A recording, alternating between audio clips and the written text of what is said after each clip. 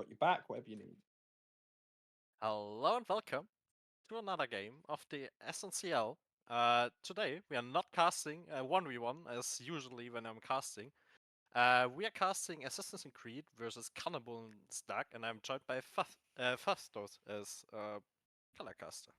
Yeah, hello, everybody. Was here last week. Happy to be back. And coach, there's going to be many jokes made around your name, but we doing good today? We ready for today? Yeah, I'm absolutely ready. It's my first normal cast in this league, so I'm really hyped for this. I mean, that's the Uh, enjoyment, right? yeah, Get your first cast. Don't worry. It'll be good fun. Everybody at home, please be nice to coach. Maybe if you're good enough, you might be able to play on this team. But we have to talk about the feature matchup of today, Beehive versus Trouble Bubble. With a name like Trouble Bubble, somebody who was here in our last game, somebody very much known for playing the way that you see on the screen, but more importantly, that Zoe, if it's ever up, might be a big possibility. Well, of course, on the opposite side, we do have Beehive. Remember, both of these teams are 4-0. So who picks up a victory here are going to be in pole position going in towards our next week. Yeah, it's a really exciting matchup. So Trouble Bob is really known for his way, and sorry, as you already said, Beehive picked up the Mel lately. He's really proficient on it, and also he's a really good Talia player. So not really good matchup against the Way and the Zoe. So there Yeah, might be not the way we see the Talia picked here. now, the important thing is both of these teams are Masters Plus, but once you're in this sort of category, you can play something that you see in the LEC, LPL, or LCK. There is this meta, but having your own champions is more important. One thing that Assassin's Creed have been struggling with is that early game, so I'm excited to see if they're going to still go for that play style or focusing on it, or if they want to try and go for more of a scaling team. Well, KanelBullens, they've been more towards this late game style, and they have definitely been more consistent. Yeah, of course. So Assassin's Creed like to play it really flippy, as you already said. That can lead to really great early games. That can lead to really bad early games. So if they get a lead, they can run away with it. If they don't get a lead, KanelBullens can play their really focused playstyle on the late game.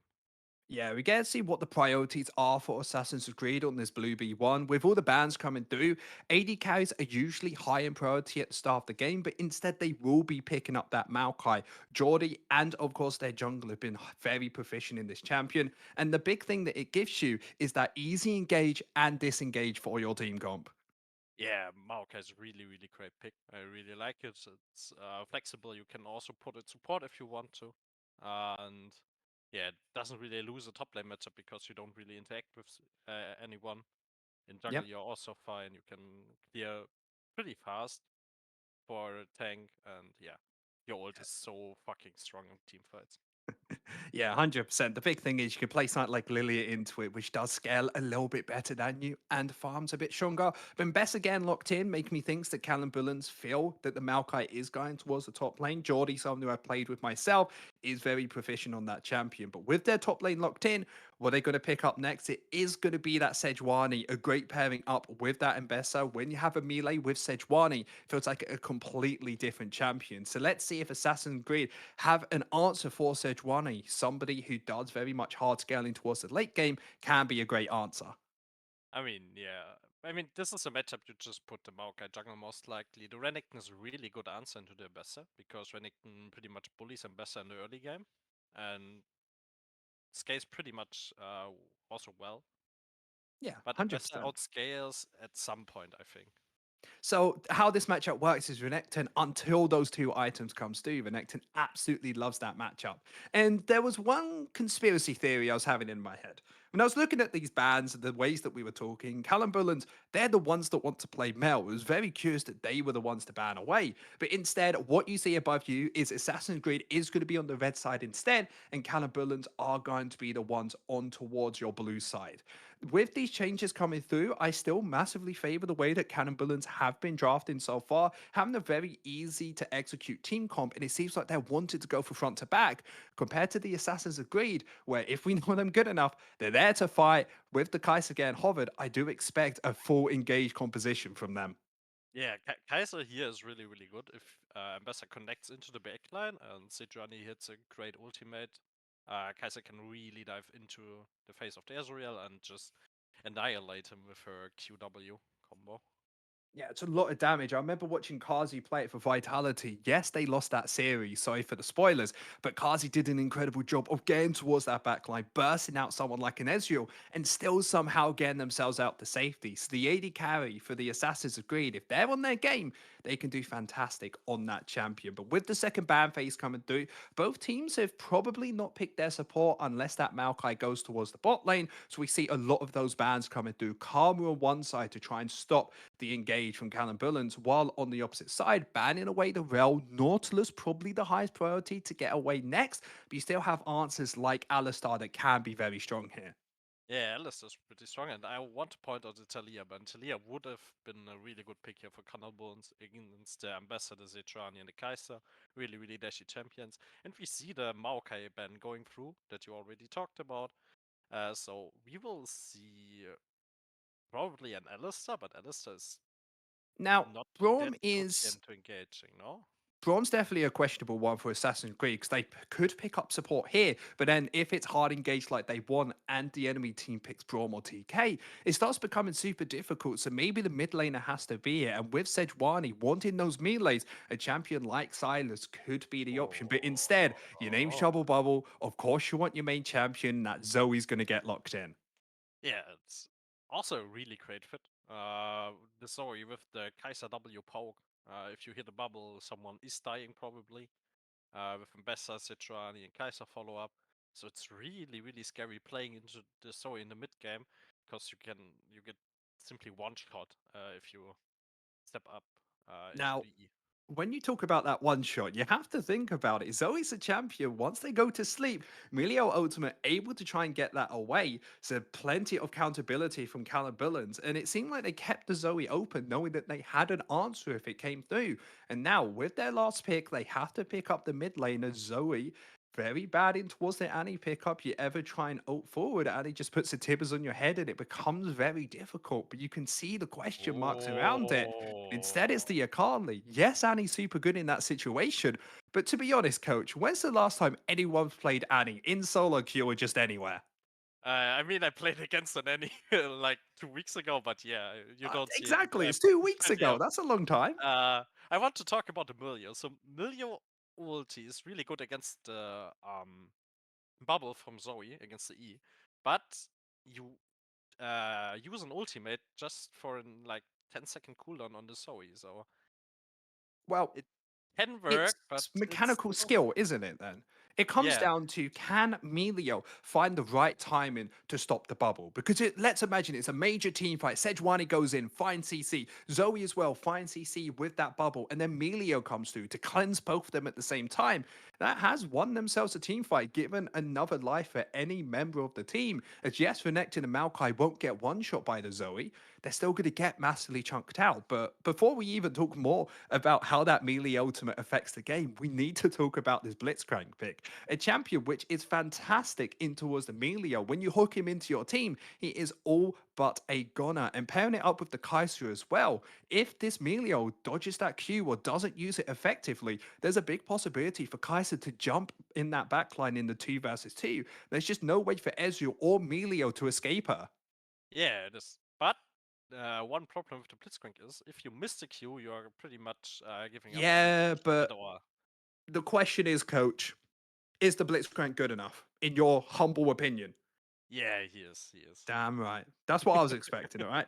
Grab that confidence. Blitzcrank a champion when we've seen a lot of these fearless drafts come out where you're not able to pick the same champion twice, usually in the second or third game. A Blitzcrank just seems to be a little bit better as all those major tanks are gone, have to pick those enchanters, Blitzcrank hooks them in, and it becomes difficult. But the big question we have is who can Blitzcrank hook and make it effective? Because if he tries to hook the Ezreal, you could buffer it with the E.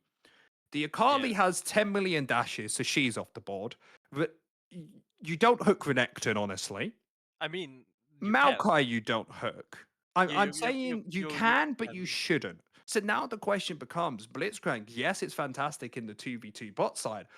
But after that, I don't like it as much. I would have much preferred maybe an enchanter, maybe just any other engaged support like a Rakan could have been absolutely phenomenal Oh here. yeah, Rakan would have been really, really great here, but I think Blitzcrank can hook pretty much everything because you have the follow-up of the Sorry Bubble, of the Sejuani ulti, and then major burst of Kaiser, and Kaiser doesn't really care if you're a tank or not.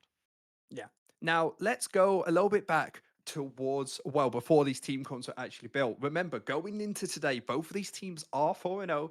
They're trying to fight to become pole versus position in this league. And the most important thing is the journeys they've had to get here. KanelBullens had, I would say, and Linus behind the scenes has said as well, maybe an easier ride to get here. The teams they faced are lower in the rankings compared to Assassin's and Greed. But there is one caveat to that question. Yes, Assassin's Creed are 4-0 against harder competition, but they've been a lot more messy on how they've actually been able to pick up these victories. Early game, usually not their strongest forte, but in the late game, they find these mechanical outplays with their major champions and they just somehow win team fights they're not able to win. So coming into it today, I want to see more from Assassin's Creed in the early game, and the same for KanelBullens. I want to see how they perform against the team, which is harder than what they're used to playing. Yeah, so for Assassin's Creed, they have a team comp to really, really push their early game. If they get the lead early game, they can really run away with it. So, and they also need a pretty good early game because Sorry and Blitzcrank pretty much fall off hard if they're not getting a lead early game. And Well, Connell okay, Bullen, no. Let me say a caveat. Everybody, can agree with the Blitzcrank. The Zoe, not so much. If you haven't seen Trouble Bubble play before, Coach, when we get towards this late game, I don't know how they keep hitting every single bubble. It just happens. yeah, but if you're not getting a lead early, your mid game is pretty harsh because you're not getting the angles for your aggressive ease. And then the champion is not as valuable as other mages in the game. Yeah, and one thing that you need to think about a little bit more is actually about the vision game with the Zoe and the Blitzcrank. Because once you find a Yeah. lead, you can completely just make it dark wherever KanelBullens try and go. And if they don't know where you are, hitting that hook, hitting that bubble is so much easier compared to if you are behind and you don't have vision and they have vision on you. It's a lot easier for them to try and dodge those abilities. So these champions are very good when they find themselves a lead and most importantly, accelerating it afterwards. Yeah. So probably the Sejuani needs to play around their bot side, so the Zoe and the Blitzcrank can get the lead with the Kaiser. And Ambessa is in a pretty tough spot here because she can't really kill the Renekton, and if you put your resources top lane, your bot lane is getting behind. So it's Yeah. really difficult for the Sejuani to find a proper window to play for top lane and bot lane at some times. It's really difficult to say the least. I think a good option they could do is maybe pivoting Ambassador towards the bot side when the Void Grubs come up and have the opportunity for Zoe, Kaiser, Blitzcrank, and Sejuani being a four-man unit. Because if one hook lands, one bubble lands, with the Kaiser damage paired up with the Sejuani CC, they should still be able to finish off the game. But with KanelBullens, I think they have a very strong mid game with the Renekton, with the Akali as well. Akali and Renekton very good in towards the late game as well on the sides. And when we talked about our featured matchup of the mid lane of Beehive versus Trouble Bubble, I'm most excited to see how Beehive is going to perform because everybody's been telling me that they have been the best player on KanelBullens. Somebody like Trouble Bubble is very strong in their own champion, their signature. But once we get towards this late game, Akali in the sideline can absolutely trounce a Zoe if you're able to hit any form of that ultimate on top of him. So if they want to win this game, I think it will majorly come down towards this mid and late game of Akali versus that Zoe on the sideline. Yeah, so there's also a pretty big problem with the Assassin's Creed draft. So Zoe is not really a sideline champion. You want to stay with your team, you want to you want to hit the bubbles, you want to look for picks with your team. But on sideline, you're pretty much sitting duck. You only can sit under turret. You can't step up, especially against the Akali or the Renekton, because they just simply one-shot you if you go up too far. Now, that's the hard part because once you get towards the late game of the side lane and it is important, you need to push out those waves before you can start taking these major objectives. Can anyone actually deal with this Akali later on? I think the Bessa can, but then the Bessa can't really deal with Renekton. So There's it's always really one difficult. person, bigger Yeah, fish in the pond. yeah. So the problem is you probably put Zoe on a weak side, and hope that Jordy wins his matchup Yeah, on the but other side. ladies and gentlemen, welcome back for another game, KanelBullens versus Assassins and Greed. Remember, this is a best of two series. We can have a draw here today. We can have a full victor. Both the teams only know victories, so let's see which one will have a defeat. As we do see something Away. early on for Assassins and Greed here. Looking for the hook. Oh, and the flash Great away hook. from the Renekton. And Yeah. yeah, that's a flash out from Renekton, so that can be pretty hard punished with an early gank from Sejuani and Abessa, Now, as you this is already a said. difficult one, right? Because when you go against a Blitzcrank, you know that Blitzcrank always wants to try and go for an invade, look for the flash like he did towards the top side. How do you actually counter against it? Maybe KanelBullens could have just stood in a bush together. They know they're very strong in the early levels because of the Renekton having that Q. But even that, you're against the Sejuani. It's a difficult time. So KanelBullens, no flash towards the top side. So that is 5 minutes where if Sejuani can find a gank, maybe a player that likes to be the backbone of the team to try and support in the early game, that definitely could be the place to focus. Yeah, so one problem with stacking up against Blitzcrank is, especially in this comp, the one person getting hooked is already pretty much dead. So yeah, you can fight afterwards, but you're already more one man down. So Yeah. just normal covering is probably the best you can do right here. But you Yeah, always need covering. to flash. Covering can help for sure. Towards the top side, we can actually see Sejuani starting towards bot, pathing towards the top side, which I am a major fan of. They do have a ward in the enemy blue side. Sejuani knowing exactly where the Maokai is later on. Maybe they could have that possibility if Jordy's able to stack 3 waves out, get it to try and freeze towards the tower to look for that gank. But of course, that is a couple minutes down the line. Full priority down towards the bot side of KanelBullen. When it is two ranged against one ranged and one melee, you're always going to have that priority on the blue side. Yeah, this, as I said, this all early game is pretty rough because you're playing against range champions, and yeah, we're seeing exactly that. They can't really step up because they are outranged on both champions. Solo's actually doing really good job here and punishing, and there's a little bit of a trade going on top lane. And I think the Renekton is trying to freeze the wave under turret here, I which is absolutely love pretty this. great from him. Yeah, because remember that flash is available for him. If he doesn't have that flash available, the wave's too far away. Maokai slower, clearer than Sejuani in the early game. It's going to become very difficult to play. But now Jordy does have a wave stacking into him. Maybe in a second we could see Sejuani coming up and looking for that first gank.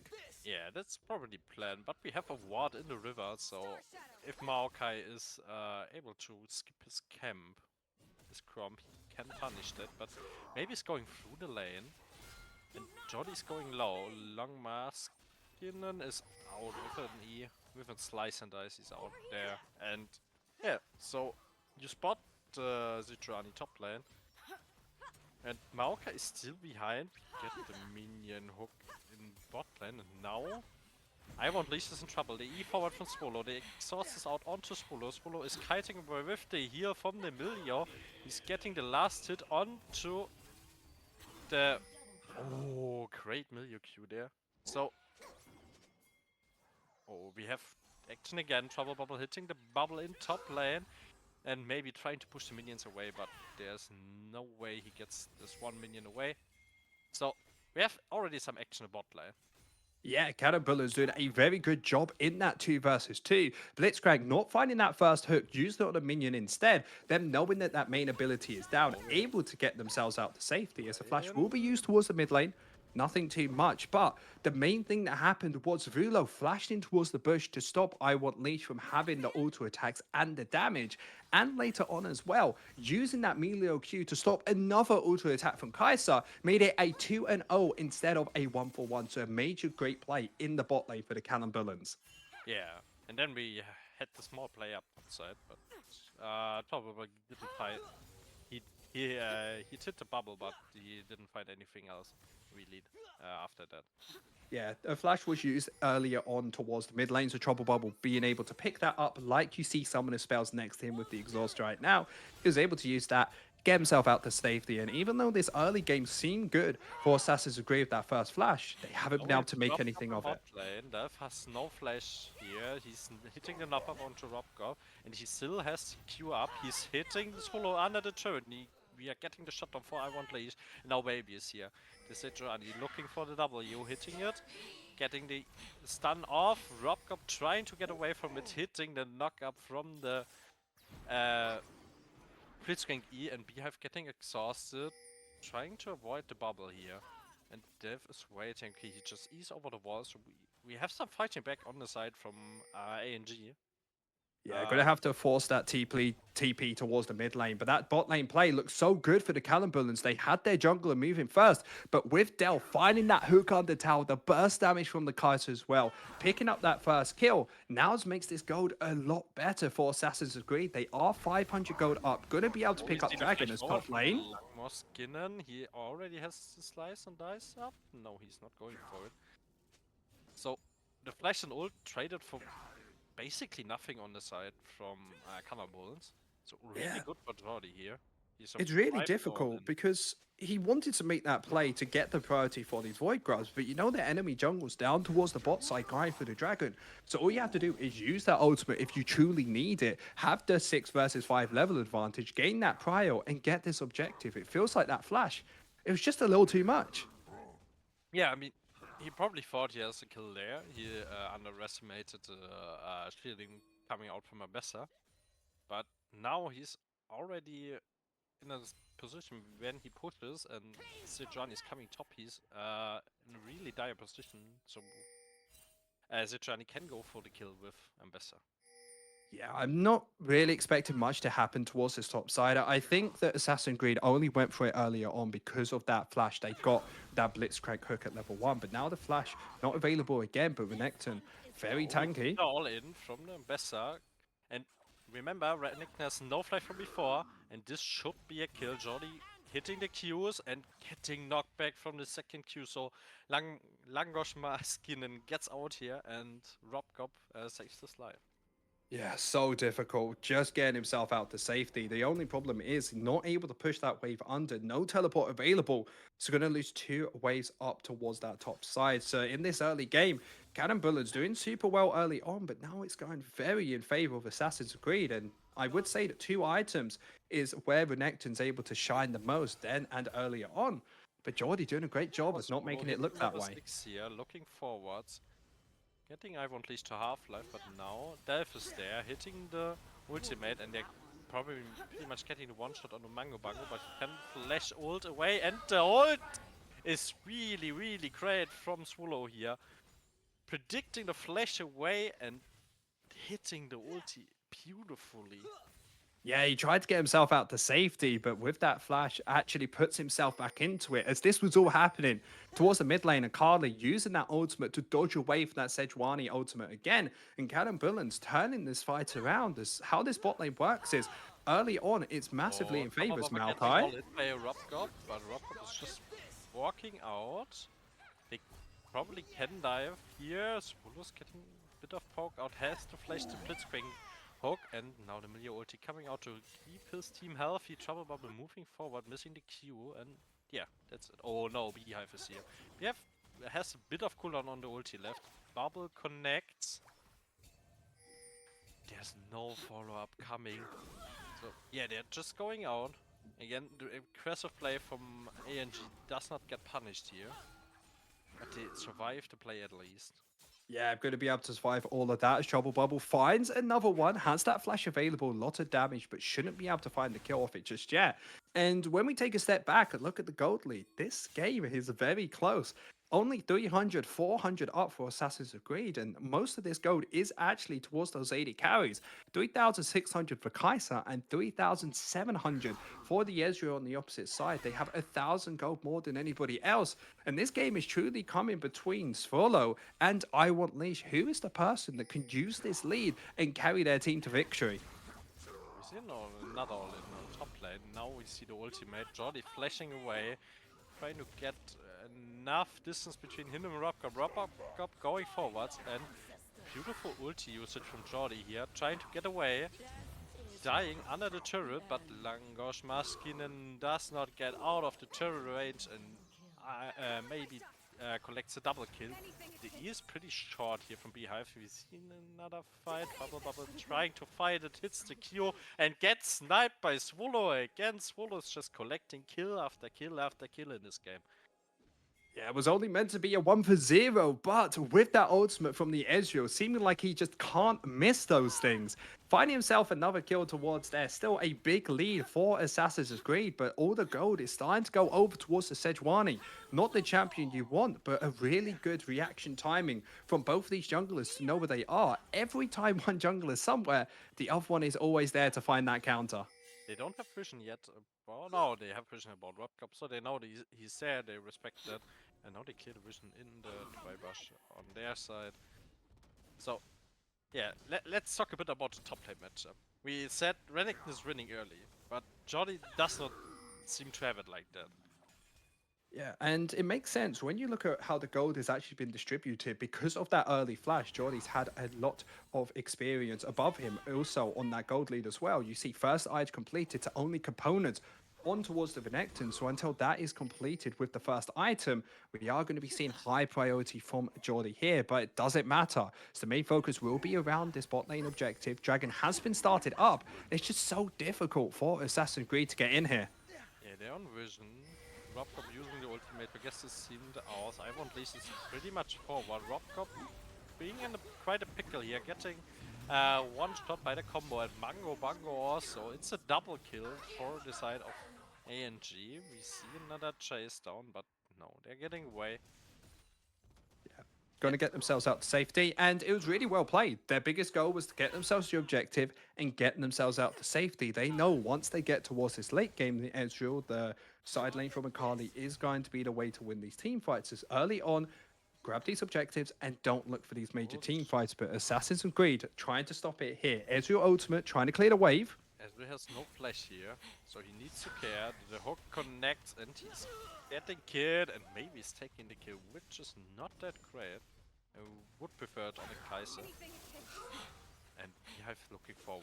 He has the ult up, gets the kill, he dashes back in, and Robcop is here trying to heal for the Akali, and maybe hungry for blood. He is already at 4 kills, he's going for another one, and the stun is coming out, and a double kill for I Want Leash. So, yeah. Assassin's Creed punishing the aggressive players from KanelBullens and especially punishing the overstaying from Swallow here. Luggerskin and in towards the top side, going to be using that ultimate just to try and go for an even trade against Jordy. You see that first item coming through, but it's just not enough. First and Besser is just way too strong in this. Already looking for more here. Yeah, he's just playing with him. But he's just running away. These dashes really keeping him safe from the range of the Renekton. And now we have Dev invading the bot side jungle, being on vision, being spotted right now. And yeah, so the thing is in bot lane, now Kaiser's already is also fed. And in the jungle, the Citrani is also really strong right now. She's at 4 kills, she's 4-5, she has the Heartsea completed, she's 1 item up, she's going for another tank item right now. I believe it should be the how is it called? The healing item. I mean, there's plenty of different ones. One that could be a big possibility is a Jack show as well. If how long these team fights seem to be lasting, with them being up all the time, that item very strong. A little bit of poke towards the mid lane, but with that bot lane play of Kaiser getting those extra kills about that we talked, the main reason that happened is because Ezreal just overstayed. When his team is going for the reset, he stays a little bit longer. If KanelBullens want to try and keep themselves winning these team fights, they need to make sure that every single player is at the same time, because if they're not, big possibilities for I Want Leash and for maybe to jump towards that backline, because now they definitely have the damage to burst someone. Yeah, they definitely have. I was thinking about unending the spares at item. I think this is the item he chooses here. Yeah, it can be solid. Missing, and Swallow is staying ahead. Getting some poke on onto I Want Leash. But yeah. Yeah, nothing too much in this early game so far. Only a dragon apiece. But even though we say that, start looking at this gold lead. We said the Assassin's Creed not having the strongest early game. Now that we're starting getting towards the mid game with those tower plates fallen, there's now a 3,000, sorry, 4,000 gold lead for this team. And you can see it's going from every single member. Geordie winning towards the top side on his champion. Trouble Bubble with his best champion yet, getting a little bit of poke in that tower. And talking about taking towers, I want Leash getting the first one in this bot lane. Extra gold. Yeah, it's really great for them. I want Lee's is now really online, probably getting his second item right now. So he's ahead of the gold curve pretty much. He's looking for Swallow. Swallow has no combat summoners up, only the flash. He's going away and he's actually really playing it well to make it really close in this matchup. I want Lee's has to use the ultimate and the barrier to survive this, but in the end he gets the kill. Yeah, the big thing was Kaiser was able to find an isolated Q at the start of the fight, already chunking out Svulo, but we might have to hold it soon as they will be looking for a play towards his top side. The problem is Delph all alone here. If they know he's here, big possibility to try and I make an think they outplay. spotted him. Chopper Bubble going for another kill here? No, he's just going for the power. Poking our Beehive out of the mid lane. And pretty much he has the head-to-head so far in the highlighted matchup we have. Yeah, 20 CSR, getting that mid lane tower as well, having a very solid time. And because of these small victories, getting the bot lane tower, getting the mid lane as well, they can make plays for the Rift Herald and even make plays towards the top side afterwards. We get bomb plating out from Milia, so he's not as tanky as he wants to be. We get the hook, we get the one shot, we get the ulti from the Renekton, but it's not enough, and Zwulo also TP's in here. But now people are low, Beehive looking for the cleanup, missing his E, pressing his R, dashing around but not saving himself, and I won't. Leash is cleaning up this team fight with a double kill. Really overcommitting here from KanelBullens. Yeah, Kaiser, 2 items finished, as well as those boots and the feats. 10-0 after that major team fight. And you love the idea from KanelBullens. If that TP was 5 seconds earlier, that tower would have still been up and they would have won that team fight because it was slightly too late. It gave the time for I Want Leash to fully deal the damage he needed to, using that ultimate as well to get themselves out to safety. And this game, from going from pretty even, has now absolutely exploded open. And this happens every time in Assassin's Creed. You get towards the mid game and they just somehow start to win. Yeah, I mean, they're playing it pretty well. They punished Overexit again on top lane, and then the KanelBullens just overcommits there, committing 2 TPs just to keep their players alive, but they're already dead, so we're just staying under turret who does not exist anymore. And yeah, so it's pretty rough to play.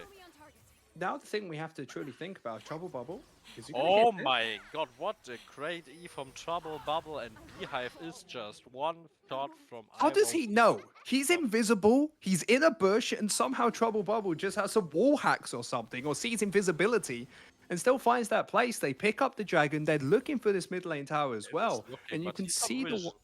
Yeah, you can see the way they're positioning themselves around it. Sejuani on one side, you have Blitzcrank on the other, Trouble Bubble hitting them as well. And we talked about when they find themselves a lead, it's so easy for them to try and push it forward because they have so many pick tools.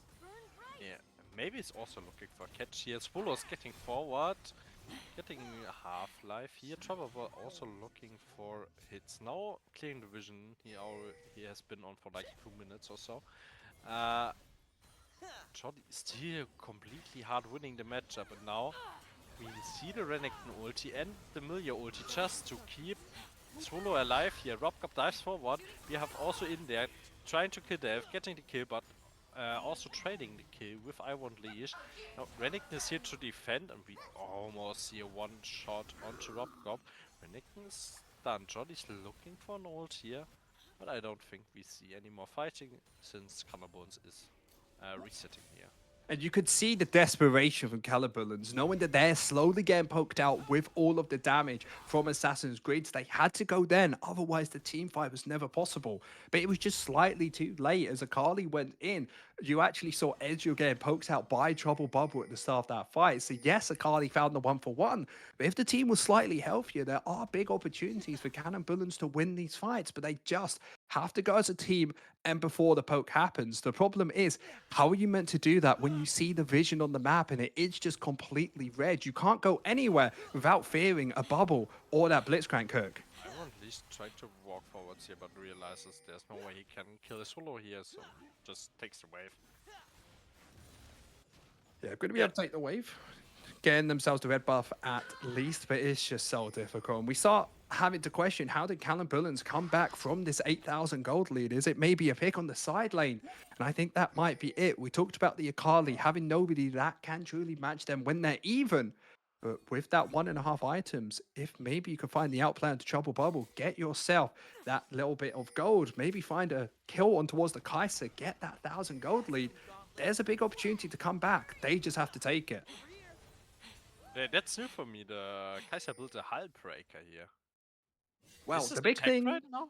yes. So the big thing about the hull breaker is, of course, it doesn't give you any possibility to upgrade your W, but it means that you're a little bit tankier with that 500 extra damage, but you're also very good at these side lanes. Whenever you're able to find these kills with those void grubs, you can absolutely destroy these towers. So it gives you a little bit more safety when you want to try and jump into the backline from maybe getting blowing up to slightly surviving it. Yeah.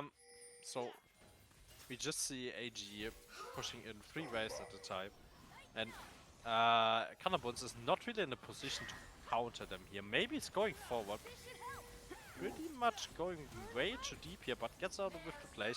They've flashing also away. Trouble Bubble hitting another one, nearly killing Robcop from Half-Life here. Remember, the Maoka is supposed to be the tank. Yeah, I would agree, but they have themselves almost a 10,000 gold lead. So even if you are a tank, if that Kaiser wants to try and kill you, you are just going to be dead. So going to be able to smite that away, stealing away the blue buff for the team. And KanelBullens still trying to look for these outplays. They do still scale very well, especially Zvulo, somebody who found a lot of kills in the early game, was actually 4-0 at some point, now fallen to 4-2.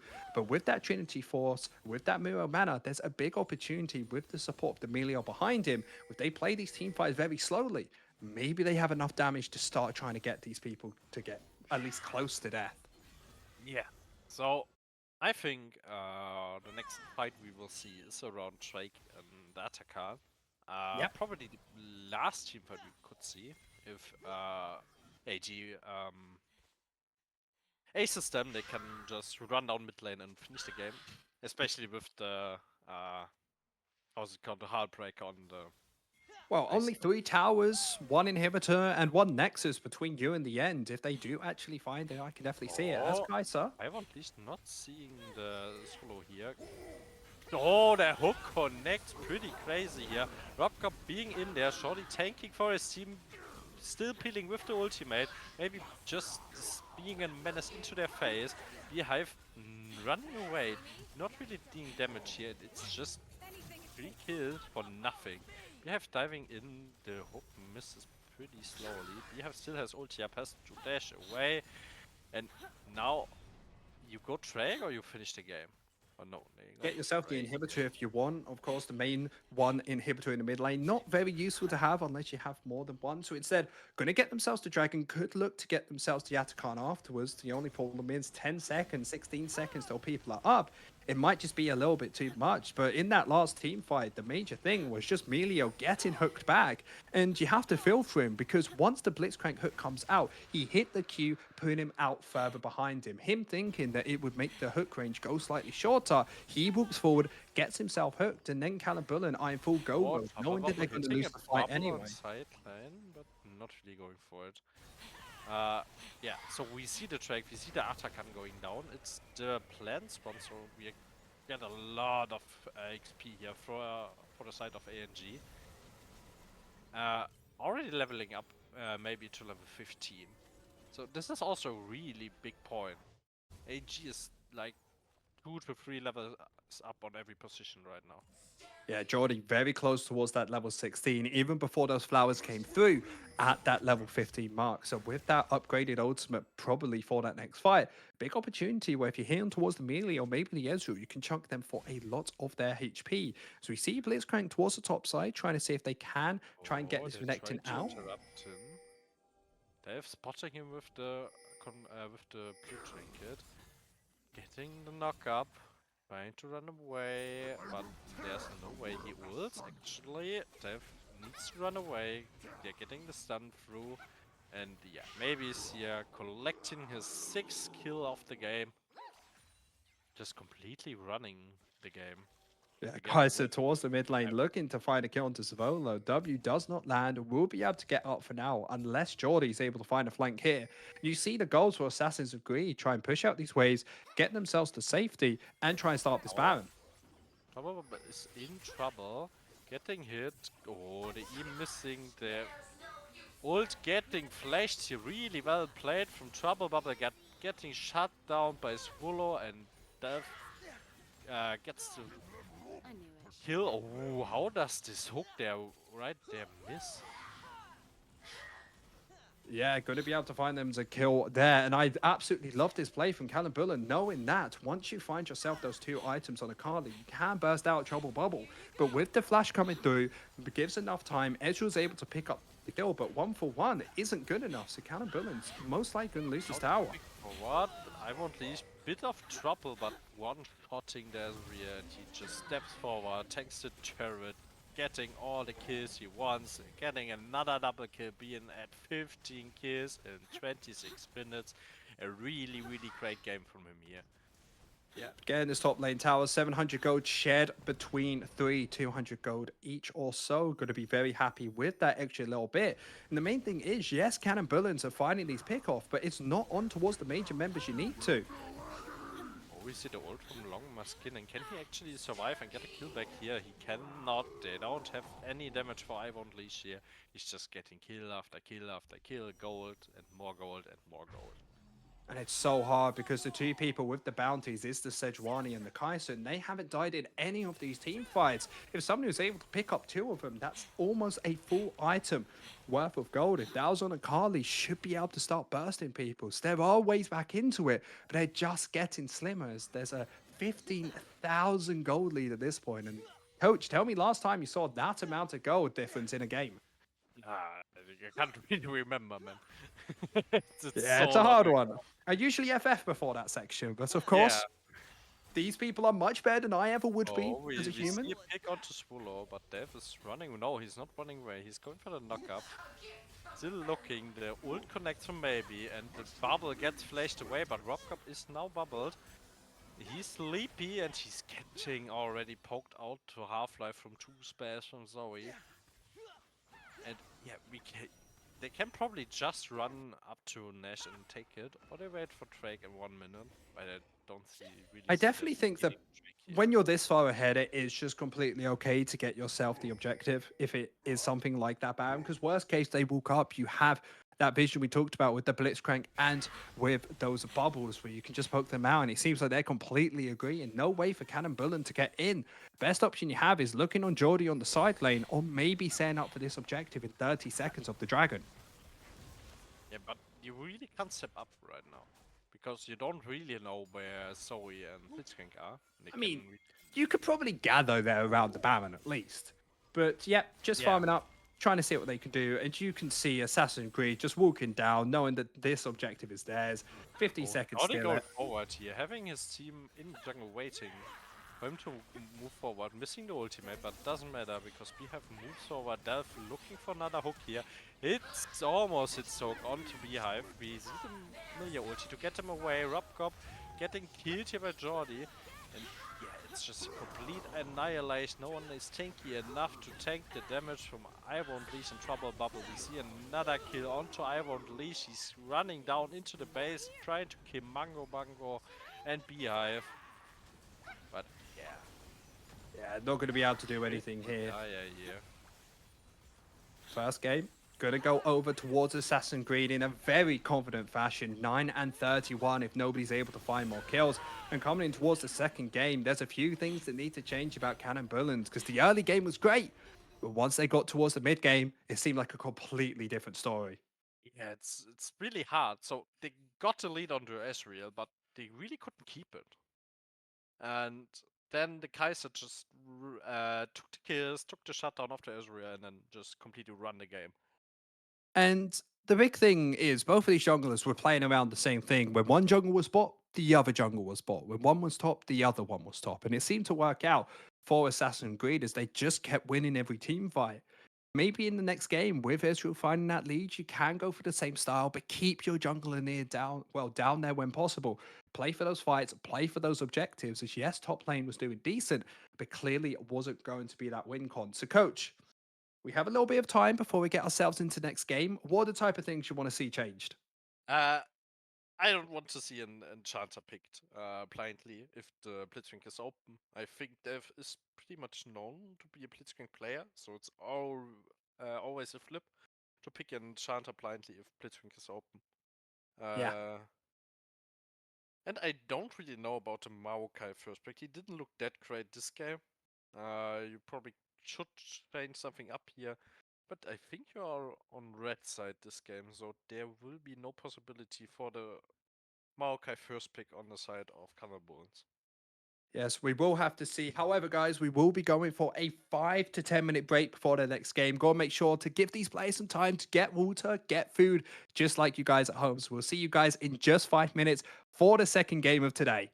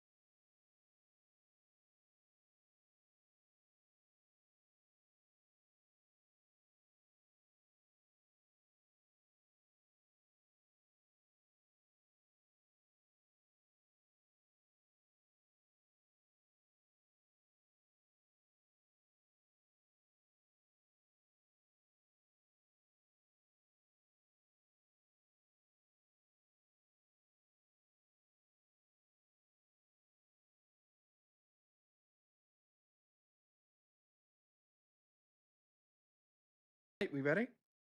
Ladies and gentlemen, welcome back. Assassin's Creed versus KanelBullens. Second game. I'm here, Zaftos. I'm here with the good old, the one and only, the coach. Coach of a team, coach of maybe many people, coach of me and a friend of mine. Coach, how are we? How are we? Uh, Second game. yeah, so KanelBullens is a bit of a their situation here. They probably need to ban the Zoe this game because they not really had an answer into it. Their Kali didn't work. We already said Maokai can be a problem here. So yeah, Now, I'm happy you and me came to the same conclusion. I, straight up after the game was finished, I sat down and said, oh, bad words. And that Zoe, it looks good. The problem yeah. is, the Kaiser looked good. The Sejuani looked good. The Ambassador looked good. And what I'm seeing is there's 5 champions that look good on the enemy team, and you can only ban 3. And they had 3 bans before. What do you think needs to be changed here for Assassin's Creed to find it more difficult to draft what they like and for KanelBullens to have a chance in this second game? So the problem is you need to ban certain champions always against Assassin's Creed. You probably need to ban Ivan against maybe he's a really great Ivan player. You need to ban the Zoe most likely against Trouble bubble? Double Bubble here. So there's not really a lot you can change. I mean, from red side you can go for more counter picks, but you already got like two counter lanes. In the solo lanes you got pretty good matchup in bot lane early on. But yeah, it's really hard to change here. We will see what they adapt. We see the Varus ban. I don't remember if they banned Varus in the first game.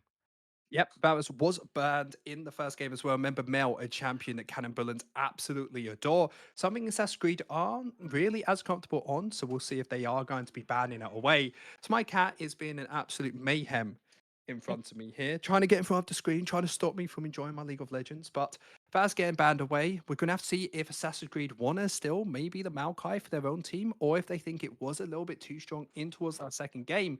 But instead, banning away another AD carry as last game, the only part that made KanelBullens an actually strong team had to be, of course, the AD carry finding those first 4 kills.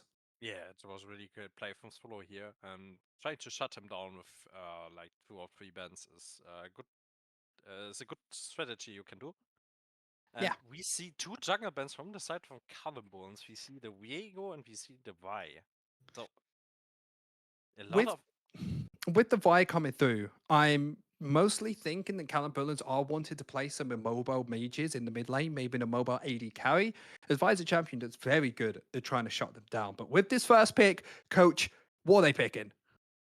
I think we see another Maokai. Maokai? Not Maokai very first pick? exciting. Yeah, could be a 100%. way. I mean, Flexibility around it. Way we did talk yeah. about before, member featured matchup of today is Beehive versus Trouble Bubble. But the big question is, Zoe still available? Are you happy with them keeping it open? I mean, yeah, Zoe is not a really good blind pick because if you pick it really early, the entire team can draft around it, so they can ban it second rotation. Ooh, And now we're going to get a little bit more of the spy. Zingzao locked in, Ivan locked in. oh, KanelBullens, they know what to do. They're going for the late game. Ivan and the Tristana, very easy front to back team fighting comp. Are Assassin's Creed going to try and match this? Do they have an answer? Tristana, of course, a champion that is flexible from the AD carry and mid lane. I think she will go mid lane here because she's really, really great into the champion pool of Trouble Bubble.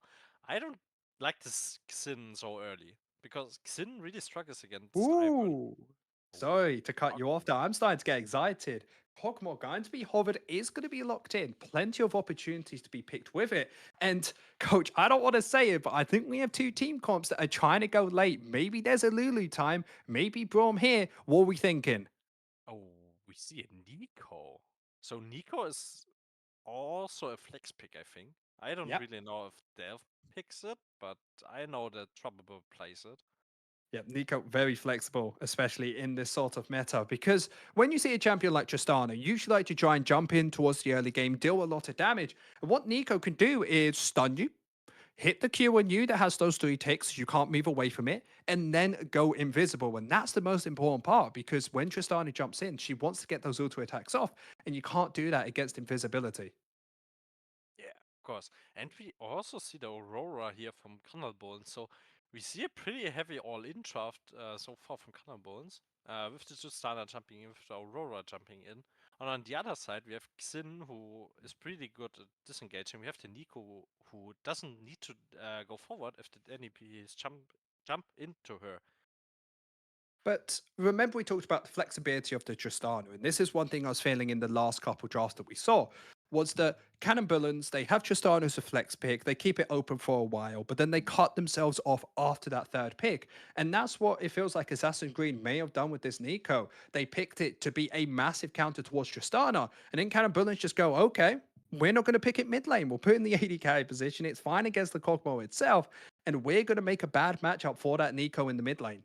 Yeah, but you could put the Aurora top lane, no? Yeah, that's what I mean. You have the Tristana and the Aurora, both flexible picks. Kog'Maw, Yeah. not so much things out. Sure, you could put a top lane if you want, maybe in support if you're feeling a little bit spicy like Keria, being the first person to pick up that at least. But no, most likely going to be towards the junglers, down towards the bot side. You see the Is bans, TK with that Nautilus. Leona, But Nautilus now looked in. Braum is open. Braum is really, Yeah, really great here. like Braum, Protecting. disgusting. Yeah. Does force Nico towards the mid lane, Tristana as an AD carry most likely. And even though Nico might be in a more difficult position, it has given a more favorable advantage towards the Kog'Maw and Braum. And looking at these first four picks, you have to favor Assassin's Creed. Yeah. The draft is really, really looking good. You have a pretty strong front to back. The Kog'Maw is pretty much free hitting here. Uh, he needs to care about the Aurora dive with Nautilus ulti and something like that. But if you get away with it in the early game and Kog'Maw gets to like 3 items and he can build tank, it's really, really great for the Kog'Maw to just free hit anything he wants to. But when you think about it, if people want to try and dive in your face, having that Nico ultimate there can counter a lot of the options. Xing Zhao pushing people away with the ultimate, even the Braum shield. So plenty of options for Assassin's Creed to keep this Kog'Maw alive, but is the pretty much a protect the president comp. So KanelBullens, Tristana, most likely the AD carry. What they pick in Oh, top, and it is gonna be Singed. Arcane, hello. And I fucking coach, talk to I me. love And it. Bessa versus Singed. I have no experience in this matchup, to be fair. Okay, But okay. Let me ask it again. We're in a fantasy land. They've picked Singed against Mbessa. You have to imagine the matchup. How's the matchup going? I mean, Sinch is pretty much just running around, pressing Q and having fun. So he can stop the dash from Ambassador with his W, so Sorry, sounds really good. yeah. And then he can flip her if she just runs into him. He flips her under the turret and runs away. Um, everybody at home, if you know somebody called the boss, you know his Scion tech or proxying, running around, being annoying. If he didn't have Scion, he would have Singed. That Yeah, is the best way to describe this champion. We basically have the boss in the top lane today against the Mbessa. And we could say that Mbessa dominated against the Renekton. We could say that Jordi had a very good first game. So I think the KanelBullens top laner sat to himself and said, hey, you beat me in lane. How about we don't lane? And that's yeah, why he picked Singed. yeah. That's a great way of saying it. And one thing about Singed, he's criminally underrated as a scaling champion. So Singed, like 4 or 3 items, is really really strong. Um, I love that. I agree.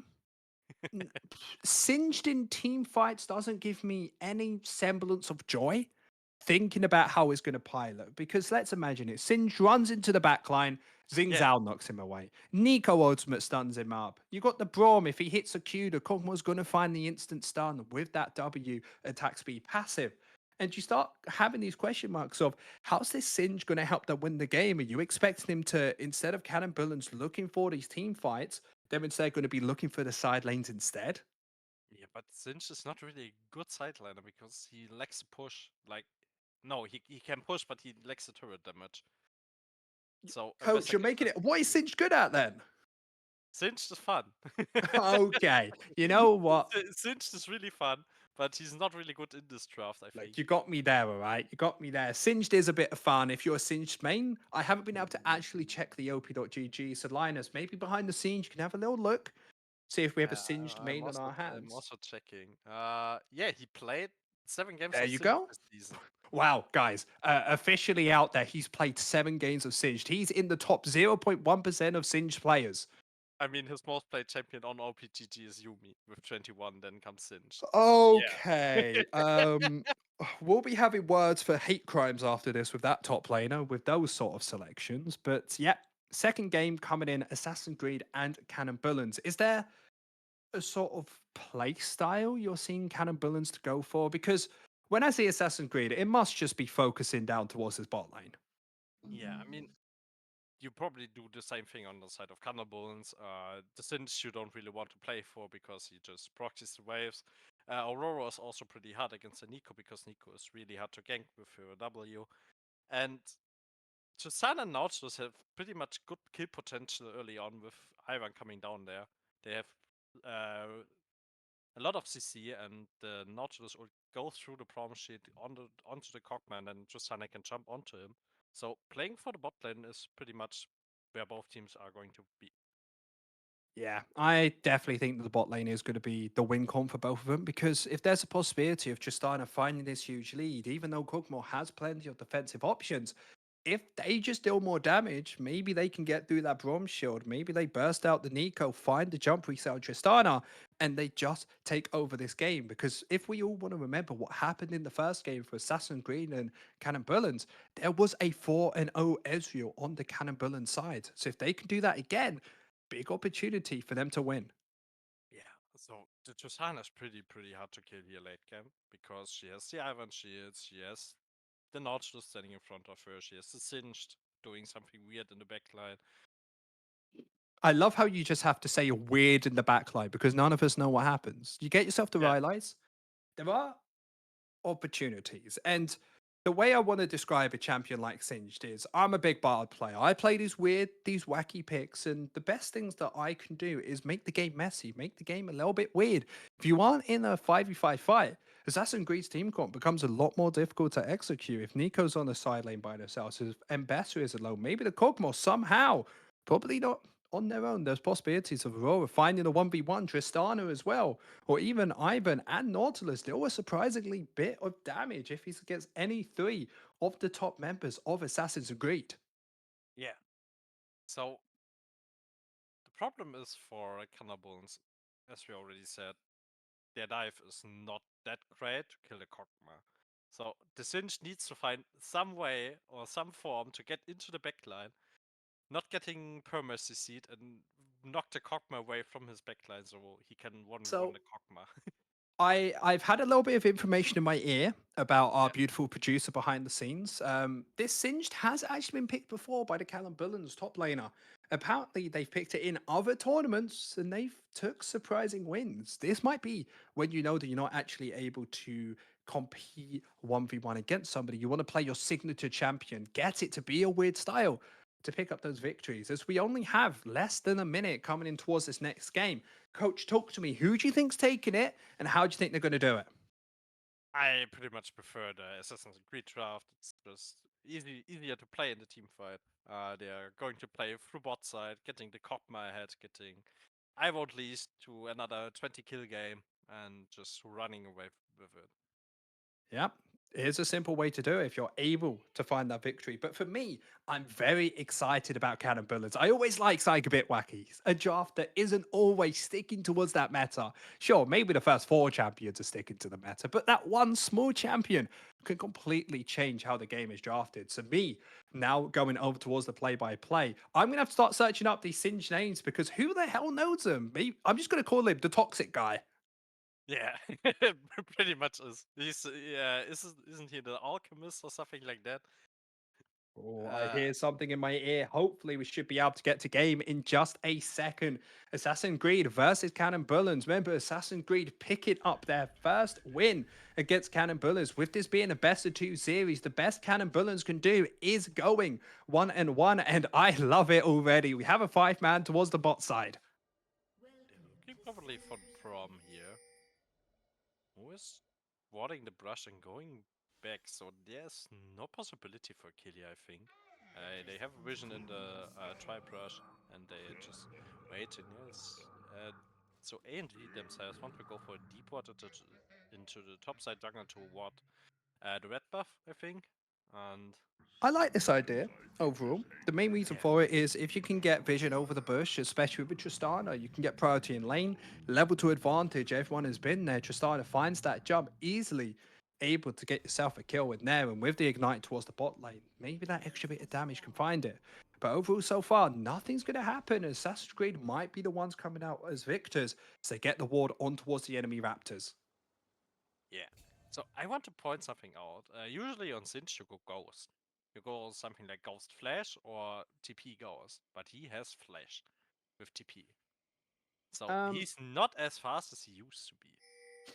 I mean, he's still pretty fast. Remember, the ultimate Yeah. gives him extra movement speed, swiftness boots when these come through as well. And what a lot of people don't know, as we have a pause for just a second, is Singed with his passive. Once he goes past an enemy or an ally, he gets a little bit of a movement speed boost. It's on a cooldown for about 20 to 30 seconds. So once that comes up, if he uses his teams to slingshot himself forward, he can get towards that backline very quickly. Yeah, he can, but I don't think he wants to run through a seam because then he gets perma CC'd. He wants to go from the side. Wants to flank and Yeah, somehow but get on I the was top just of the imagining block. the cool thing. The cool thing of like, when you like high five everybody through a line and Yeah. you feel like the best person in the world. He's just doing that Yeah, to all of his teammates, high fiving all of them, running towards the back line. And even though he knows he's going to get CC'd, if he's fast enough and that flash is available, maybe he could just like flash pop the Cogbot in towards his back line. He's just saluting to his team saying, okay, I'm going to die, but Cogbot, you're coming with me. yeah. I mean, that's a really great way of doing it if they want to. Well, no, it isn't. Guys, please don't do that in solo queue. You are going to absolutely int it. And don't blame me, okay? DMs are open on Twitter. I don't want to see you going with like 0-10 on Singe because you think you're as good as this top laner. Yeah. I mean, it would be pretty fun if he is actually doing it. Um, yeah, so we see pretty much standard in bot lane. Yeah, we have the little pause bug again. Uh, Yeah, Posbark will come over in just a second. It's the usual small indie company. But when you're looking at the way both of these teams are actually pivoting, it's looking like maybe is starting towards the bot side and pathing up topwards. yeah, so he's doing the same thing as last game, probably because they want to kill the Singed early. I mean, Singed early is pretty much easy to gank. He just wants to farm his waves with the Q on and run around. He has not really good escape here. And Ivan is doing the same, I think. No, he marks his bot lane camps. Yeah, he marked his bot lane camps and now he's running back top lane after Yeah, taking his bot lane camps. So Level 2 was hit first by the side of Assassin's Creed, using that priority to get pressure over this wave. Instead, maybe he's going towards the enemy jungle, looking for the 1v1 against Rubgob, but it's seeming to go well. Flash still available for Rubgob. Isn't going to have to use that, but this is a really well-played invade by Assassin's Creed, but not getting that blue buff. was Might need looking to for the hold that. Another engage towards the bot side. Jump over Zvolo. Gets on towards the Kog'Maw. Kog'Maw trying to flash out to safety, but is in such an awkward position. Bombshell just not enough. First kill goes over. Kog'Maw goes down. Assassin's Creed looking good at the start, but this is not going the way they want to. Zvolo double kill. Looking for Delph again. If they find another, Get's gonna find that reset on the W. And so far, 3 kills over to KanelBullens. really, really great fight here from KanelBullens, but weird overstepping there from the side of ANG, just completely running into the bot side jungle for contesting a Grump, I think. I mean, Yeah, a lot they're of damage super towards the fast top side gone, here. yeah. Yeah, I was going to try and see if they're going to go for the outplay, but Flash available there should be able to get himself out to safety. But you have to understand why they wanted to go for it. They were looking to try and make that outplay, see if they could find themselves a kill in towards the enemy jungle, as Ivan would have been a lower level, but smiting away that camp gives him enough, as we see, towards the Oh, bot lane, Pop was Blossom. double. Not going to be able to finish, but towards the top side, another gank comes through.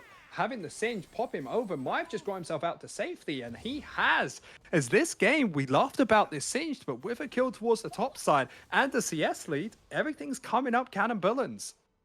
Yeah, so that's the one thing I talked about. You have the W on Singe to just remove the mobility from Abessa with the crowded effect. And that's exactly what happened. So Abessa couldn't get away from the Singe because she was grounded. And then the Q from Rob connects and then he just gets flipped away near the turret and she can't run away really. Now, With this lead that KanelBullens have got themselves, it is at that 2,000 gold mark. Do you think that Assassin's Creed are not able to fight anything anymore, or do you think they're still in a position where they can? As we might have to hold that. You can Probably. answer that after this fight, as a fight happens towards the bot side, waiting for that Bronze Shield to go down, making sure to get maximum damage on towards the Tristana. Finds the jump, goes in, but goes into their death, 1-for-1. And Kog'Maw trying to finish off this kill, and with the hook not missing, and the ghost getting procced, double kill going over towards Kog'Maw, and I think that just answered my question. Yeah, so the Copper's back into the game. He's double DCS of Solo, and he just got a shutdown, he got another kill. So he's pretty much ahead now. So yeah, the gold is still 1k up for KanelBullens, but the Cockpit just outscaled everything on their team. Seems really difficult. Towards the top side, these trades were a lot closer than anybody's expecting. Being able to flip them over, that burn deals a lot in the early game, especially when they got themselves a Dark Seal. How do we feel? It's really rough again for Jordi here, because he's not against a really hard winning or hard losing matchup, but he still struggles a bit because Sinch is really weird to fight at some points, because he just flips you around, he runs around you, you can't really hit him a lot, and then you always take the poison damage and he just hits you with 1 or 2 autos and gets a conqueror up. Yeah, So it's really hard to try and play the game, especially later on where Geordie's not going to be able to try and contest any of these objectives. You are just going to have the Singe running in towards that wave, running out towards safety. There's just nothing you can do. But Tristana, even though they died in that bot lane fight, gave 2 kills over towards Kog'Maw with that BF sword, with, of course, the E being able to burst out these waves, going to be able to get priority. Same towards the mid side. Dragon should be going over to KanelBullens without any contention. And I have to agree that probably going for this objective is the right call over the Void Grubs. yeah, I mean, you don't really want to split push on this comp. I mean, you can late game, but Sinch is not really good split push, as I already said. He can clear waves, but he's not dealing that much turret damage. And yeah, so the trades are really great because you want to snowball your bot lane. You want to snowball into Sana to get her to reset in the team fights, to get the damage down. And Drake's a really good point of doing that. You get pressure on the bot side of the map. Yeah. If they can find leads in the bot lane, but it's looking like maybe he's having a different idea, looking towards the top side, seeing if they can get this inch behind. There's another fight towards the bot lane, but has he just overstepped? Still E available, exhaust getting used, giving Kog'Maw just a bit more space. Not enough damage coming out from the Tristana, but maybe there is. Going for another jump in. Stun's coming through, hasn't been able to find the final passive, and not stunning in time. Brom goes down. Now Kog'Maw all alone, 2 versus 1. It does force the flash out, but so far, making these outplays is KanelBullens. Oh, they're looking for a re-engage here. Or finds the hook, being able to dodge out to safety for now. Zvolo, no jump available just yet, but it don't matter with a flash. And this bot lane is so hectic, but KanelBullens coming out as the victor for now. And it's Blue Fat again at 5 kills now, not 4 kills. So probably... Importantly, Nico is in this wave. Something that they don't know about. Pop Blossom getting used, going down, kill going over. And Trouble Bubble playing these weird champions at a very high level. Getting that kill won't affect the game too much, but definitely good to see that every time KanelBullens are making these plays, they always have an answer for it. Yeah, so we now see the Copper mid lane. One thing I wanted to point out, Trouble Bubble cancelled the jump of Tristana there, so she couldn't jump away. Really great timing from him. And yeah, one problem I see is that maybe is not really good.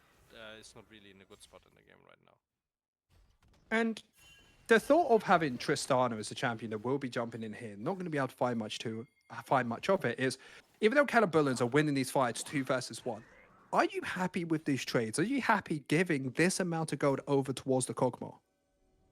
No, not really, because Kog'Maw just scales so well. I might have to hold that again as another fight towards the bot side. Swardo looking for this, not knowing that the jungle is there. Till now, Ivan around the corner, Bango Bango on the side, nobody around him. I want Leash maybe walking a little bit too far forward, gets hit by the hook, but with the team being around there, is going to get his bottom killed, gonna get killed afterwards, maybe finding two of his own, but it just isn't enough as Daisy's knocking him up. CC from the Nautilus as well, and a triple kill goes over to Beehive.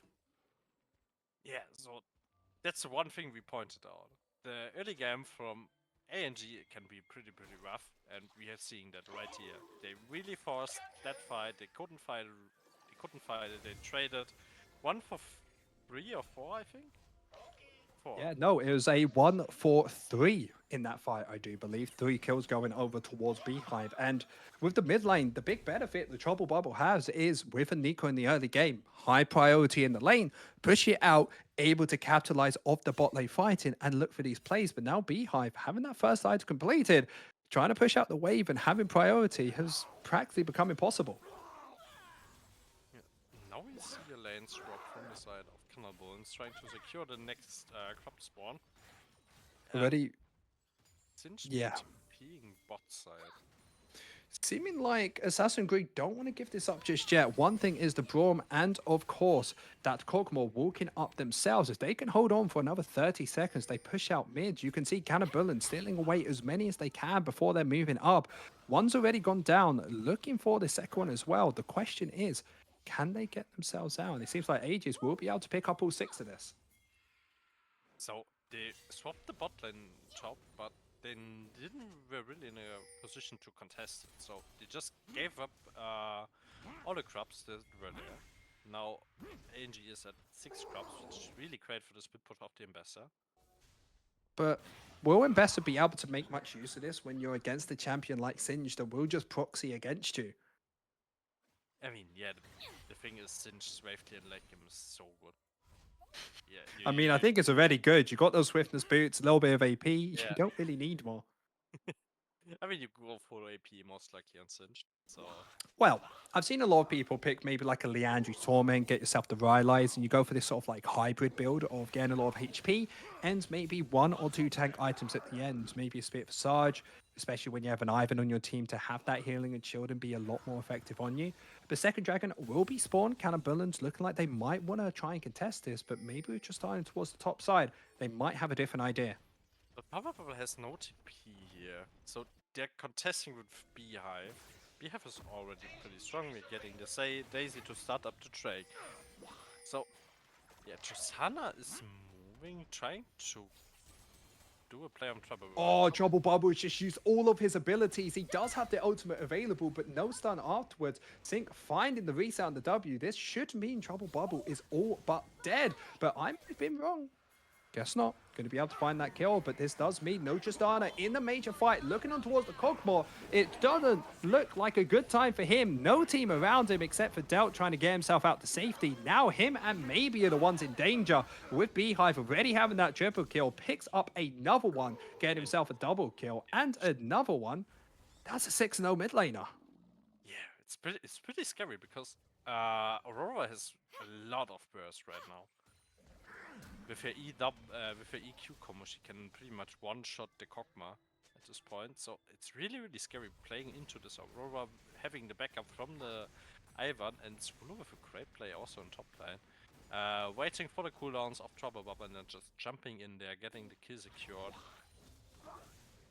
And it started to become difficult to play as this Kog'Maw because we asked the questions of down in the bot lane. Is it worth having Tristana give it over a few kills towards the Kog'Maw? At the start, we said no, if it's a 2 versus 1. I don't remember the last time I saw Tristana die for a 2 versus 1. It's just been consistently finding kills in this equal trade, and that's because 1.5 items compared to just components onto I Want Leash. The big thing about Kog'Maw is he needs that 2-item power spike of the Blade of the Rune King and, of course, that Rage Blade before he can really start taking over these team fights. And even then, he probably needs a Rune and Hurricane as well. Yeah. So one thing also I wanted to point out, in this fight, Assassin's Creed pretty much walked 2 people into the Drake area and, yeah, had no position to fight. So it was a pretty big mistake from them, I think. Yeah, I would agree with you there. They need to be able to play a perfect front to back. If they don't, Kog'Maw gets absolutely busted out. And I said about KanelBullens making this team fight messy, just making the game harder to play. And that's exactly what we want. As we have a play towards the mid lane, having Zhonya's coming down, ultimates coming out from everybody. Tristana finding the jump, trying to finish off the kill, barely able to not do so. Tristana goes down, and now Beehive, the one with those 6 kills, uses the ultimate, tries to burst out the Kog'Maw, isn't able to do so. Mango Bango finding a hook on towards the mid lane of Trouble Bubble. Nothing ended up there, and so far only a 1 for 0 as Assassin's Creed barely surviving that team fight. Yeah, oh, bit aggressive there from Swallow, jumping into the Xin Zhao. I think it's because he had the redemption. He thought he was safe. Yeah, but then he opted to jump forwards into the Xin, into the Trouble Bubble ultimate, and it was really difficult after that to play the fight. But Beehive trying his best to turn it around and poking everyone low, but not confirming a kill there. Now, the reason I think that maybe Tristana is trying to accelerate the pace of the game is because they know that Kog'Maw will always be stronger than Tristana the longer the game goes. They have to keep forcing, and this is why they keep grinding it again. But they look onto Braum, not being able to find Born. They might be the ones in danger, but no Xing Zhao, no ultimate available for him in that 1 second. Going to be able to get themselves out to safety. And KanelBullens, like I mentioned before, they know they're getting outscaled. Do you agree with them forcing this hard, or do you think that they can be okay with a late game Kog'Maw? They can be okay with late game Kog'Maw because Susana is also a really good late game champion. You get more and more range. When you look at the whole team, you have a Singe, they have an Ambessa, they got a Braum, you have a Nort. I think it starts getting really difficult. Yeah, but I don't think you need to force that hard. Yeah, as talking about forcing, Mango Bango is going to get forced on. He already goes down. Double TP's coming through. Del flashing it towards 3 members, holding them all off by just walking at him, creating that space for 2 members of the enemy team to go down. Finding again the support from the team. Jordy in towards the backline, gets on towards the Tristana, being able to stay alive with those shields coming out from the Ivan. But 5 versus 3, can they get themselves out to safety? So far, the answer is yes, but Ivan might be the sacrificial lamb at this point. He's holding him off. He's taking as much time as possible, but he must be going down in a second. Trouble Bubble using his W to make sure the stun doesn't come through on him, and eventually the Ivan goes down. Yeah, so again, really forced there from KanelBullens, trying to make an inclusive play, and ANG being perfect position and having good communication to just counter the play. And no, Jordy is in a bit of trouble, I think now. Has the W. Will be okay. Most likely will have to give up this mid lane tower unless Delph can do a miracle. It seems like him walking at the enemy just completely scares him. As I still can't believe he walked at 3 members, flashed at 3 members. They said, oh my god, it's a Braum. Let's run. Yeah, I mean, it was really aggressive there from him, and nobody really punished him for that. I think it's because they thought the people were behind him, because no human player would ever flash in towards the enemy without the team support behind him. But so far, Assassin's Creed still have themselves in a decent position. They are 1,500 gold behind. Their Kog'Maw starting to feel a lot better. First side completed, components getting ready for that Rage Blade pretty soon. But this will be the 3rd dragon for KanelBullens, a huge one if they can pick it up. The problem is, can they get themselves in? Daisy comes down, have the Nautilus ultimate as well if they want to do this. On the side lane, Beehive looking to chunk someone out. Has done that on the Trouble Bubbles. The fight finally starts away. They look onto maybe ultimate, keeping them alive for just a little bit longer, finding the shutdown onto Beehive. And now we see this Singe in towards the backline, dealing damage towards the Kog'Maw. Ultimate on top of him as well. Smite comes down. It is going to be stolen away from Assassin's Creed. There will be no soul point here. Tristana flashing towards the backline, but it's just too much. Too many abilities are up. Singed in the backline again. And this fight was looking so good for KanelBullens at the start of it, finding that CC, but just a little bit of an overextension. Kog'Maw staying alive, and Assassin's Creed turning this game around, having 8,000 gold lead, and Kog'Maw picking up a couple kills in that fight. Yeah, so the main thing was Trouble gets chunked out really early from Beehive, so he's pretty much out of the fight. Then we get a good poke onto maybe. He is also low, but then Beehive overextends, trying to get the kill confirm onto maybe, but he misses it, and then they're pretty much 1 second. Beehive finding that kill, sniping him and getting out. 007 agent here. Yeah.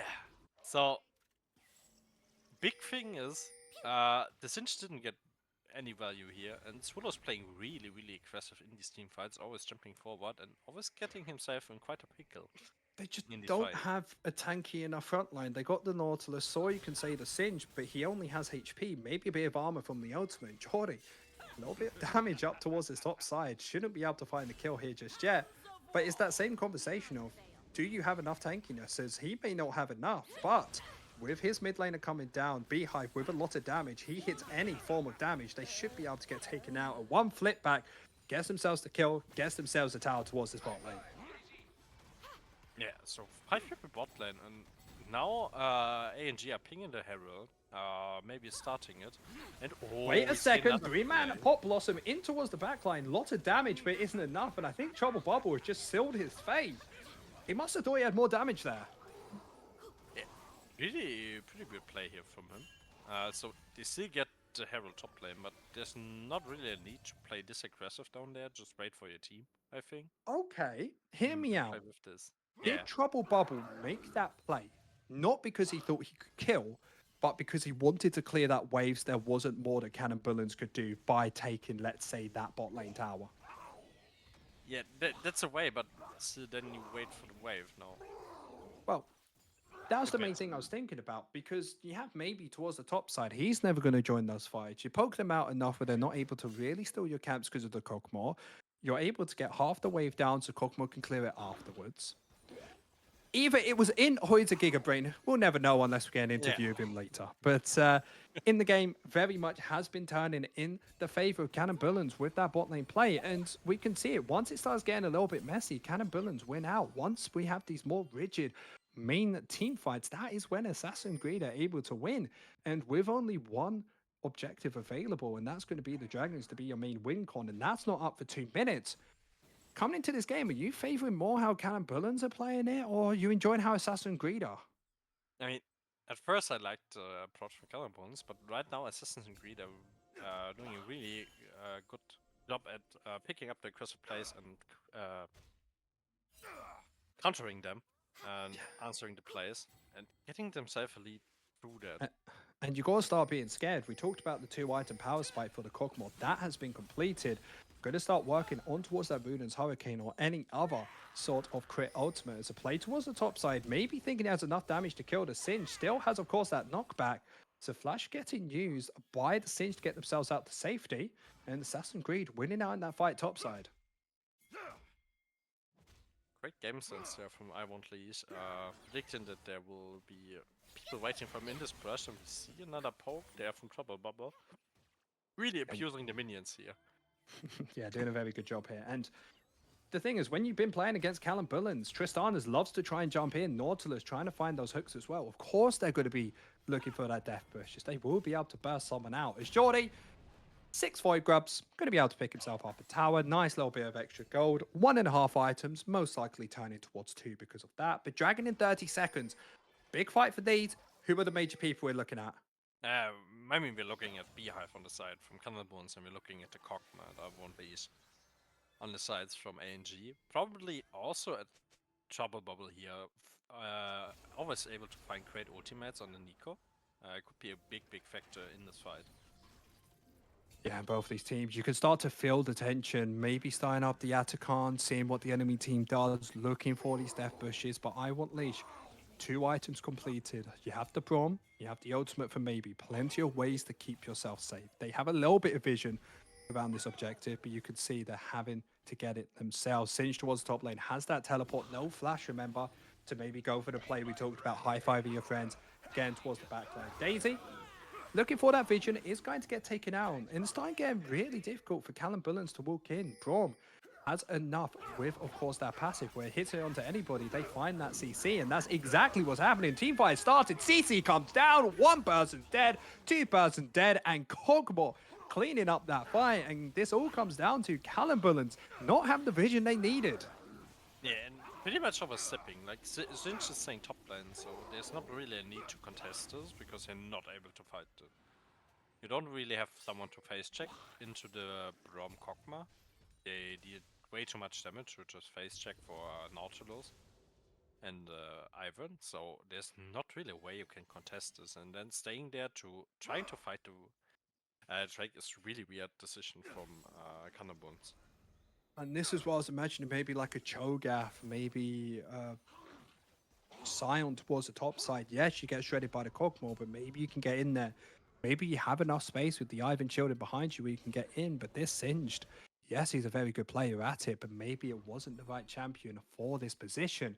Kog'Maw now, you can start to see the gold coming through. 2.5 items. They pick themselves up their second objective, and slowly but surely, we're starting to see the scales tilt from KanelBullens winning out because of their burst damage to now Assassin's Creed just with the amount of CC and support they have for their main carry of I Want Leash.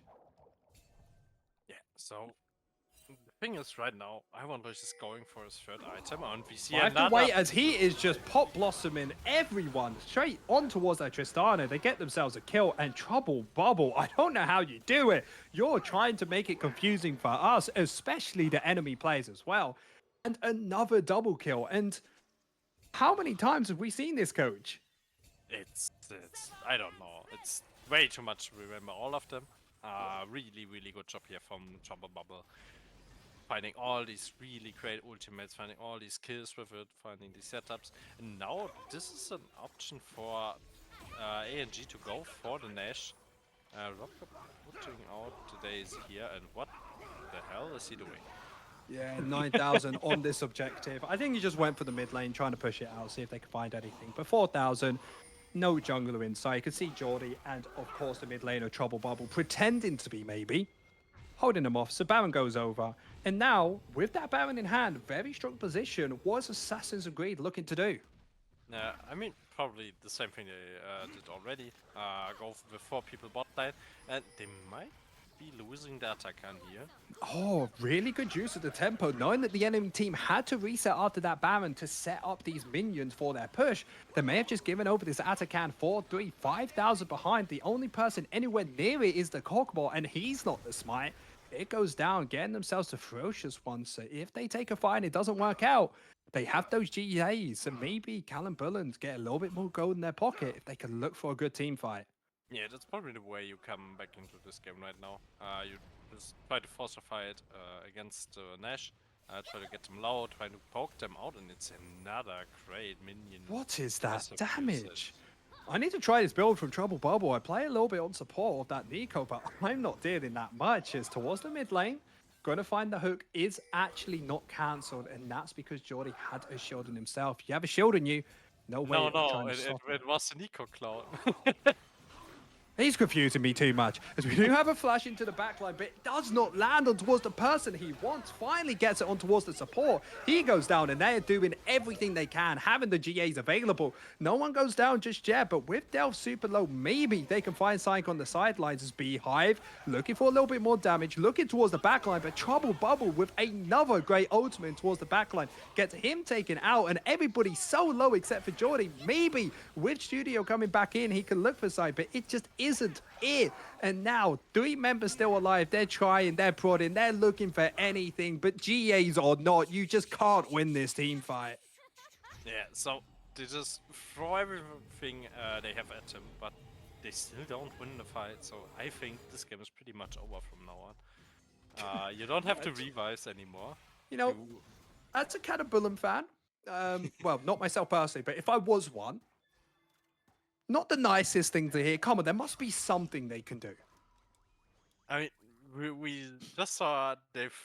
If you say pray to God, I would say fair enough, but at least they could do something, right? I mean, yeah.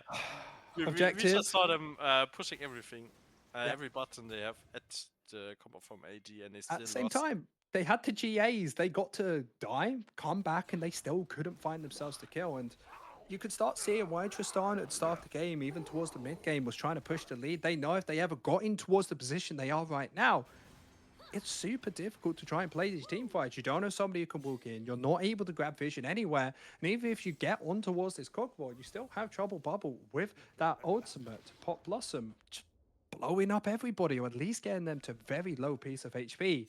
And Kog'Maw, 3 eyes completed, has that Rune's Hurricane, would be able to hit anybody that comes into him.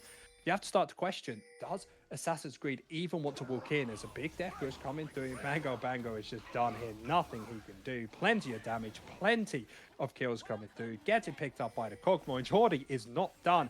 Looking onto Rob Gob. No way of getting himself out to safety. Trying to dodge around. But Jordy picking that up. Should be able to pick up that triple kill. But Tristana in the mid lane making an actual very smart play. Pushing out that wave. Making sure that they are not going to be able to finish off this. Drop bubble going base. No chasing Swallow here. Hitting this to see. I think we've seen this plenty of times before. Not sure if we have to cast over that one, as we will be seeing Singe trying to stop this objective. He just came in, said hi, gave him the high five we talked about, get yourself out to safety. Assassin's Creed, now they're the ones on soul point. And I'm just thinking back about this third dragon. If KanelBullens played it slightly better, they'd get themselves that objective. If they had themselves a soul point and they won something more, there was plenty of ways for them to get into it. But now, I'm finding it difficult. Maybe side laning can be an option. You have Singed. Yes, he doesn't win against Jordy anymore. Maybe he could just... It's hard. It's hard to even think of anything. Yeah, it's pretty hard. I think you need really miracle team fight where you catch like the Kog'Maw out of position or something like that. And then Beehive finds the one shot together with Swallow, and you run the team fight from there. But it's really, So really I'm hard. hearing one shot. They can do that. They have Tristana. They have Beehive. I like the name one shot, but do you know what I don't like? I don't like minions this game. Minions scare me, and minions scare this top laner as well. It's even though it doesn't kill, pretty decent chunk. And that must be actually petrifying as a Singe, because your big thing is clearing waves quickly. You do that, and then you just have a random Nico in your face. Yeah, it's really scary. They're probably having nightmares about this Nico. I would be having nightmares. Yeah. Shape-shifting monster. You have Ditto from Pokemon. You have Nico in this game. Nico, I would say, is a little bit scarier. The Baron's going to be up in 40 seconds. Next major objective. Maybe if KanelBullens can find themselves a death push, there's an opportunity. You can already see them knowing they can't fight for this objective. They will be looking for this bot lane tower as well. And more than just this bot lane tower, they will be looking for Jordy. If Tristana is able to join the fight, they do have enough damage. But the question is, can they get themselves into safety? Jordy, using the ultimate, should be able to escape. And oh my god, I don't want to be this Ivan in this game. Already getting chunked out. Mango Bango coming down. And it's seeming like KanelBullens have been absolutely red. They are going to be able to go towards this bot side, picking themselves up a kill, and they are just looking for more. Tristana does have the jump available. It's going to be able to use it, but with maybe being so far by, he actually is able to find a double jump, maybe. Very low. It's going to be able to find the stun up. Is that enough to kill the Tristana? The answer is yes, as 2 kills go over towards that Embessa. And who needs a Baron when you get a triple kill? Yeah. So now it's pretty much over, I guess. You know what? The game doesn't end until the fat lady sings or the Nexus explodes. Yeah. Probably the second one of that one. I wasn't sure where I was. 6,000 gold lead. It's not 15 like the last game, but the last game didn't have a 4-item Cogmore in it. As they will be putting Jordy towards the backline. Should be able to find a kill here. Good damage coming out. Hook on towards the Braum, not on towards the Cogmore, the person you want. And it's just so awkward. You just can't get on top. First kill comes through. Flash comes out from Beehive to get himself out to safety. And I want Leash. You're looking for him. You're trying a very good job at doing it. Just isn't enough. Yeah, I mean, he has completed Wits End now, so he has a lot of... To be honest, he could stand still and auto attack and probably survive if his team plays it right. Yeah, I mean, that's the point of it right now. This Kog'Maw is a raid boss for now. He just is the president. I'm not sure what country, but that country has some good defense spending, doing everything they can. We can already see the Locket coming out. You have the Knight's Vow, even the Frozen Heart from maybe, so even if Fulo tries to jump in towards the backline, their attack speed is going to be lowered, and you even have just enough damage from Trouble Bubble to dissuade anyone from trying to come in towards the backline. So even though these aren't inherently things you buy to keep your main AD carry safe, they have been buying them to keep their AD carry safe.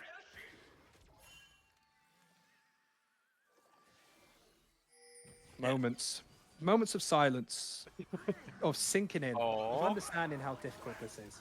They will be looking on towards maybe, seeing if they can maybe get that ultimate out, maybe find themselves a kill, and maybe have themselves a winning team fight. They're looking onto him. They're dealing a lot of damage. Ultimate comes through. Daisy joins, but Pop Blossom of 4 members is cutting that down to nothing. Beehive jumping in towards the backline, looking for the Gogmore, but he is almost full HP. He has been untouched in the backline. Draw the ultimate onto Rob Gob. Seen that once before, seen it again. And with all these kills going over, only one lonely singed in the mid lane. And with 40 seconds on the death timers, you must think that Assassin's Creed can finish it off here. I mean, Sincha's ultimate, so he should probably just try to run in there and get away. We It's talked about really, it. You know, really the hard high because- fives, maybe not your teammates, but Yeah. definitely the others. If he can clear this wave, maybe he can get themselves out of this pickle, but it just feels so difficult to play. We see the CC, and it is a horror show for KanelBullens. They tried to become a 5-0 team. They tried to make themselves a 6-0, but it's just too little too late. Assassin's Creed, in a dominating series when we get towards the mid and late game, will be able to finish it off, and to make it even better, get a few kills at the end of it here. Yeah. I mean, really stellar game here from Trouble Bubble.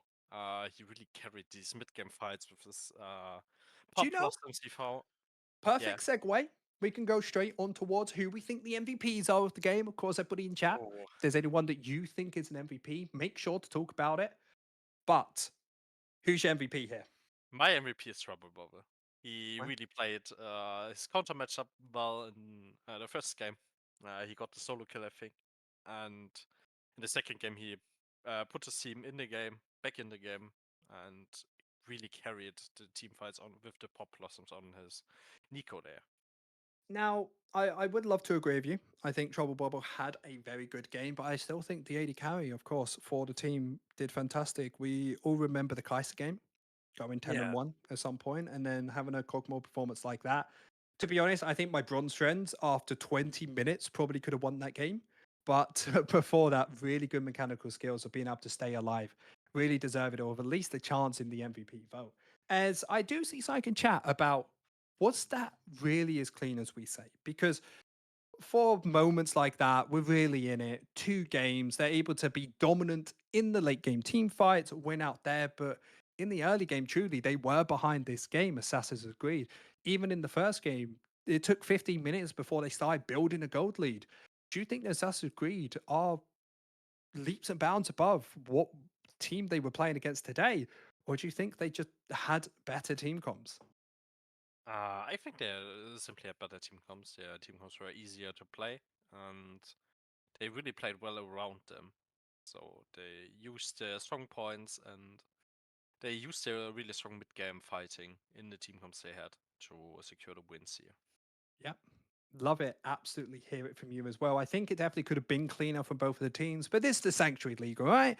These players, they're semi professional, not at the highest caliber, but definitely much better than you and me at home. So, whatever they do, you would probably do worse, especially myself as a Bard main. I would have absolutely ran these games down. But, coach, Yeah. I've absolutely had a pleasure. Hope you've had Yeah, me too. too. Me too.